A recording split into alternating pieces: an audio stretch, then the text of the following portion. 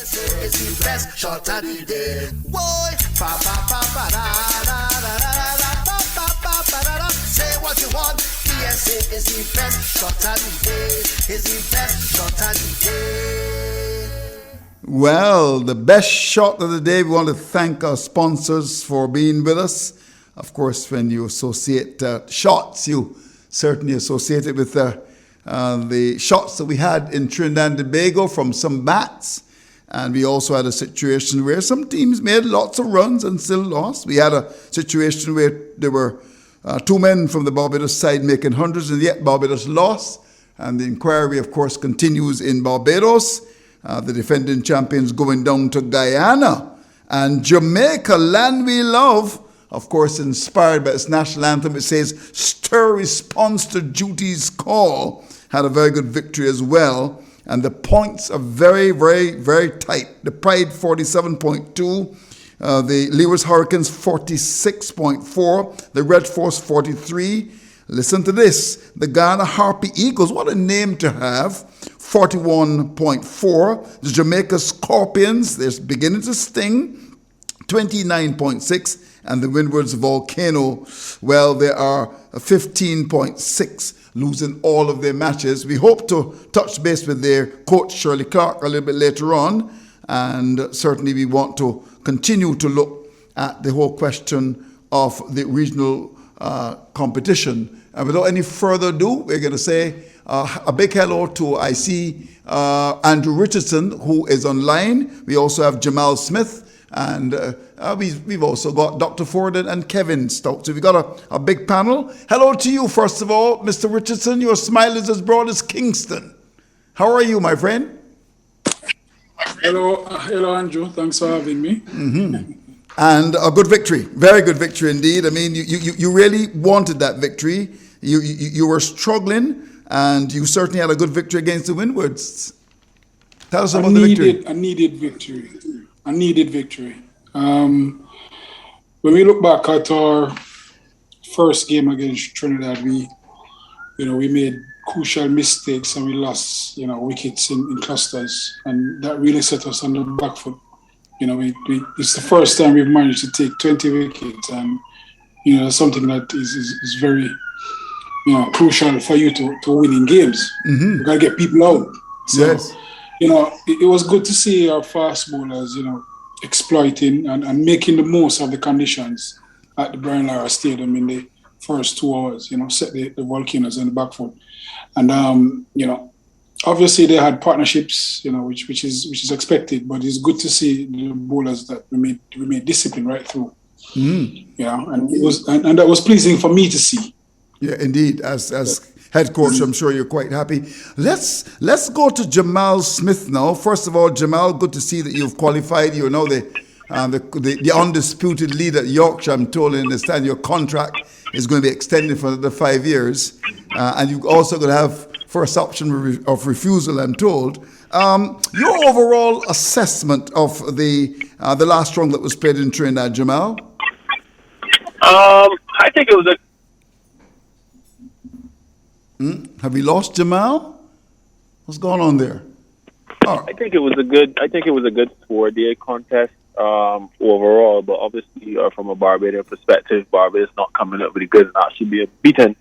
A lot of questions will be raised. I always ask the question when Barbados has so many players available, particularly the all-rounders. I think we get into the all-rounder conundrum.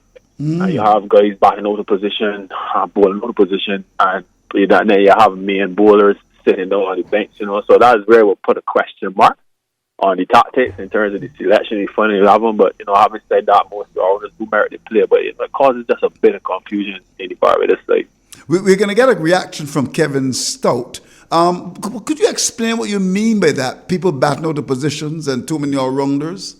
Well, obviously, you have Doris batting at 8, Rimmer for opening ball. And I mean, obviously, these roles, particularly for Rimmer, for example, he's done it before for Guyana, etc. But I'm just saying, sometimes it's much of the same old.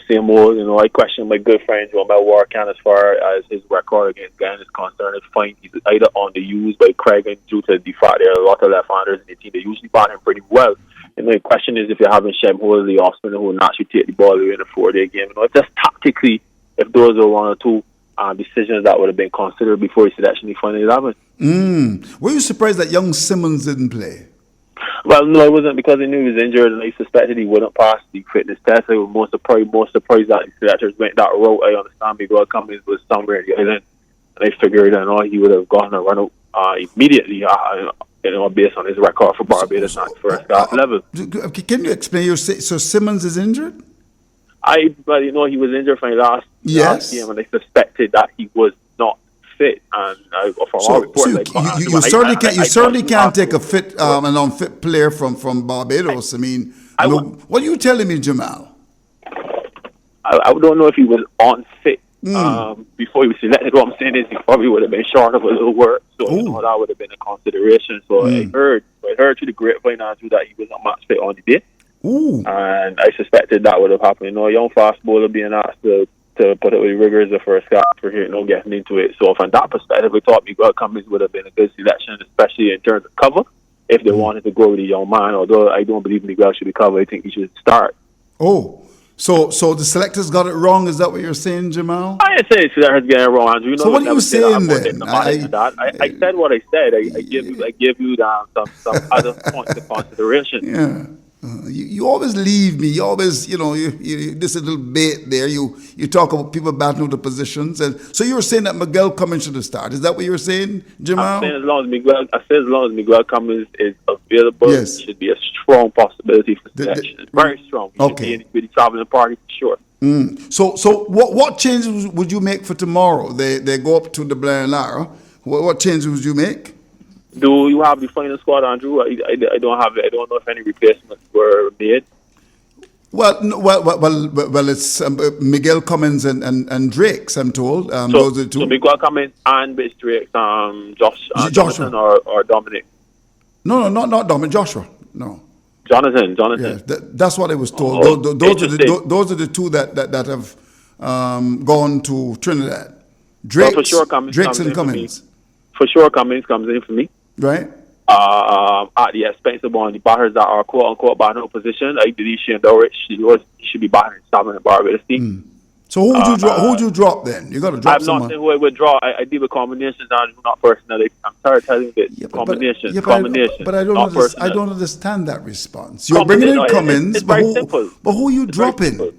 I'm not saying who I'm dropping. I'm saying one of the batters are out of position. So cool. It's simple as that, Andrew. Simple as that. Okay, so who are these batting out of positions then? Talk to me. I got my pen. I think if memory serves me correct, Jonathan would have batted at 7. This is Carter. Right. And Dowrich at 8. I believe that in 4-day cricket you should have specialist bowlers, at least 4 or 5. So I would go with the fast bowler over one of the batters that would be a batting say between 6 and 7. That's an interesting one. Interesting. But overall, the competition, we had a good victory for Jamaica. They did very well. And the Leewards. Pleased for them, Andrew. Yeah, very good. Very, very, very, very pleased with Jamaica. Very pleased for Leewards. Jamaica is one of those teams that I'm a bit frustrated with, over the years. Even Trash is on the line, he would know. He played in some Jamaican teams that are pretty strong, and I really believe Jamaican cricket needs to be strong as well to have a long West Indies cricket. So, I'm pleased for them getting some victories and pinning some good performances. All right, just before you go, because we know you're a busy man, you're preparing for a quarterfinals match coming up very, very soon. In terms of the local competition, you happy? Generally? Yeah. Overall, yeah. I mean, I long believe that Barbados does not play enough T20 cricket. I think is evident then when it comes back to the franchise cricket. Even when Barbados used to participate in T20 cricket, it's all drop the ball. Right. Still seeing a lot of errors being made, tactically, and some of the batting is not as strong as we like. But there are a lot of people overseas, in England. Barbados team is overseas, obviously, so you're not getting the exact best players we like. But I think it's a very good thing that cricket is playing, especially post-COVID or during COVID, because we're still in COVID. But overall satisfied, Andrew. I just wish that some rain would fall so that the knees, could stand up. Yes. The grounds are in poor shape, huh? The grounds, they need some. And just before you go, the 2:00 start. You think they should start a little earlier? I was at YMPC on the weekend, and we had the last 10 overs starting at 5:15. The 2:00 start, you probably could make the adjustment, but I think the issue is the break, that half an hour break. Oh, it's too long. I still don't understand the explanation for that. they were hot, especially, you know, you're not serving lunch or anything. But, you know, I always like to say the BCA has their wisdom for whatever reason. And that's basically, I just like to say hi to my good friend Kevin Stowe. I've been seeing him on the weekend, and he knows what I'm coming with. Yes. So you better get his front part ready. Aye. All right, wonderful. So I want to thank you, Jamal, for coming and talking to us. Enjoy the rest of your evening. Okay, Andrew. All We'll do right. that. And on that note, let's go to Kevin Stout. Hello, Kevin. How are you doing? We're going to take a break. And, of course, when we come back, we talk to Kevin Stout. And we also want to go around